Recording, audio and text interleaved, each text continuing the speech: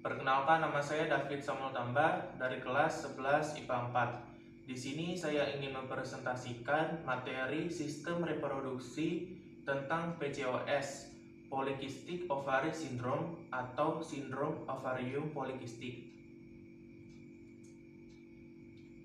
Pengertian: PCOS, sindrom ovarium polikistik, adalah penyakit ketika ovum atau sel telur pada perempuan tidak berkembang secara normal karena ketidakseimbangan hormon.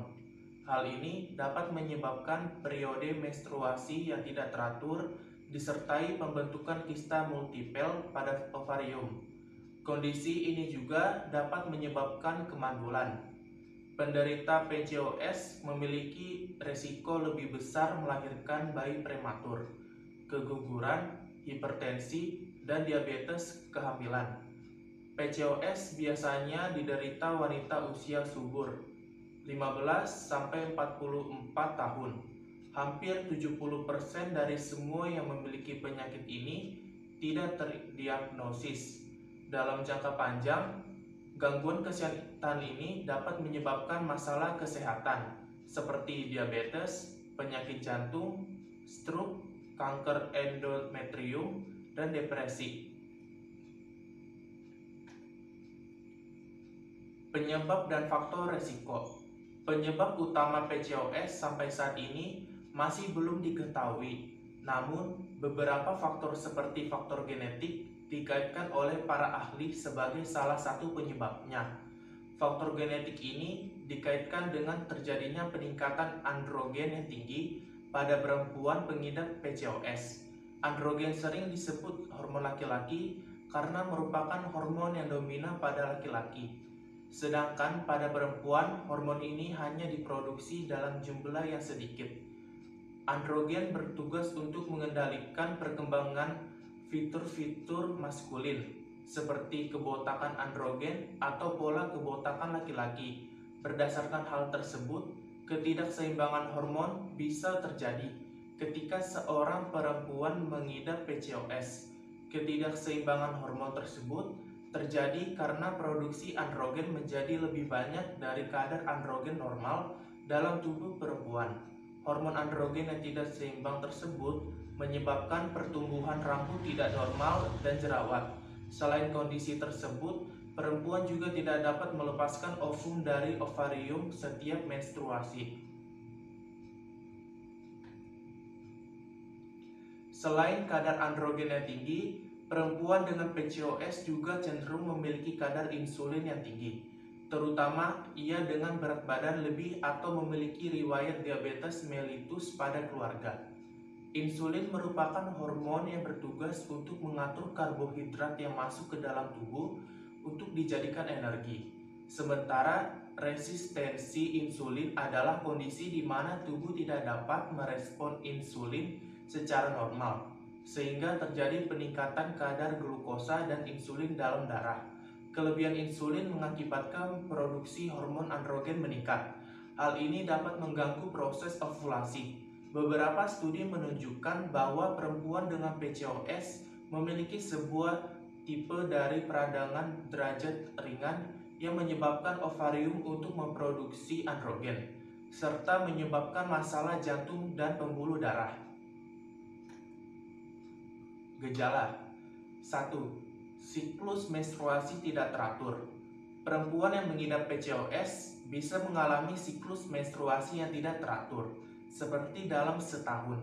Ia hanya mengalami menstruasi sebanyak kurang dari 8 kali atau siklus menstruasinya datang setiap 21 hari atau lebih sering. Bahkan dalam beberapa kasus, pengidap tidak lagi bisa mengalami menstruasi sama sekali. 2. Pertumbuhan rambut berlebih pada wajah, dagu, bawah hidung, kumis, yang disebut dengan hirsutisme. Hirsutisme ditemukan pada 70% perempuan dengan PCOS. 3. Jerawat pada wajah, dada, dan punggung bagian atas. 4. Kenaikan berat badan atau kesulitan menurunkan berat badan. 5. Penipisan rambut atau kebotakan dengan pola kebotakan laki-laki. 6. Kulit menjadi gelap, terutama pada daerah lipatan leher, selangkangan, dan lipatan payudara. 7. Tonjolan daging bersifat jinak yang disebut skin tag, biasanya di daerah ketiak atau leher. Komplikasi. 1. Kemandulan. 2. Diabetes gestasional. 3. Hipertensi gestasional. 4. Steatohepatitis non-alkoholik. 5. Sindrom metabolik. 6. Diabetes mellitus tipe 2. 7. Sleep apnea. 8. Depresi dan gangguan cemas. 9. Pendarahan rahim abnormal. 10. Kanker endometrium. Diagnosis.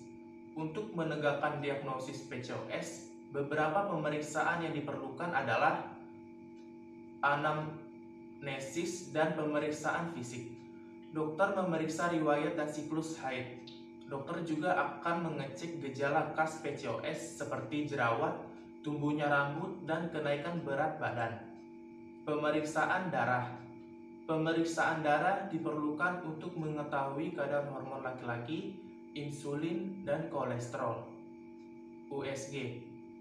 Sementara itu, pemeriksaan ultrasonografi atau USG ditunjukkan untuk mencari folikel yang tidak normal pada ovarium. Dokter akan mendiagnosis polycystic ovary syndrome jika terdapat 2 dari 3 masalah PCOS, yaitu banyak kista pada ovarium, kadar hormon laki-laki lebih tinggi, dan siklus menstruasi yang tidak teratur. Pengobatan. Ada beberapa terapi dan cara pengobatan PCOS yang biasanya diterapkan, berikut penjelasannya. Perubahan gaya hidup.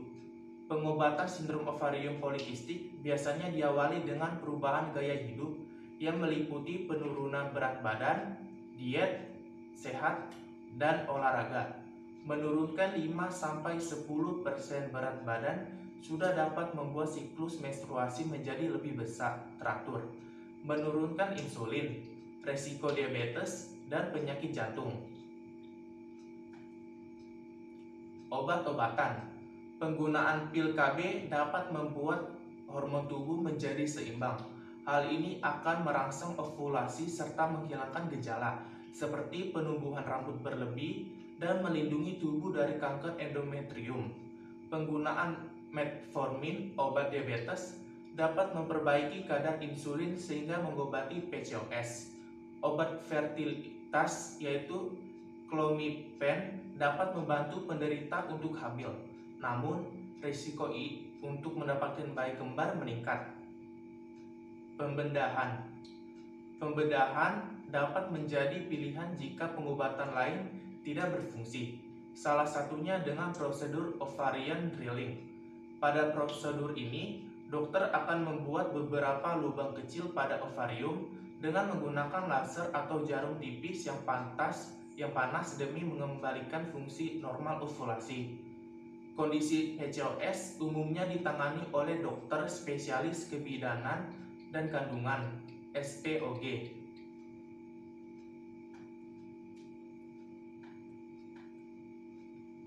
Obat terkait: pil KB, metformin, dan clomifen. Pencegahan. Secara umum, tidak ada pasti untuk mencegah PCOS. Namun, pola hidup sehat dapat membantu mengurangi resiko terkena kondisi ini, sekaligus mengurangi keparahan gejala. Hal yang dapat Anda lakukan adalah pola makan bergizi seimbang, aktivitas fisik atau olahraga rutin, dan menjaga berat badan dalam rentang ideal. Hubungan resistensi insulin dengan PCOS. PCOS berhubungan dengan resistensi insulin perifer serta hiperinsulinemia, dan obesitas memperkuat derajat abnormalitas kedua kondisi tersebut. Resistensi insulin menyebabkan hipersekresi insulin kompensatorik Untuk menjaga kondisi normoglikemik, resistensi insulin pada PCOS dapat disebabkan kerusakan pada jalur persinyalan reseptor insulin. Selain itu, resistensi insulin ini juga diketahui memiliki hubungan dengan adiponektin, hormon yang dihasilkan adiposit yang mengatur metabolisme lipid dan kadar glukosa. Kondisi hipersulinemia mendorong produksi androgen dari ovarium dan dari kelenjar adrenal. Kadar insulin yang tinggi juga menekankan produksi hormon SHBG, seks hormon binding globulin yang diproduksi di hati. Kondisi ini turut memperburuk hiperandrogenemia karena meningkatkan proporsi androgen yang bersirkulasi bebas.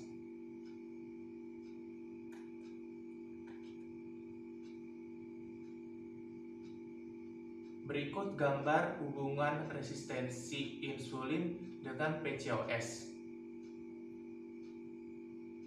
Sekian dari penjelasan saya, kurang lebih mohon maaf. Terima kasih.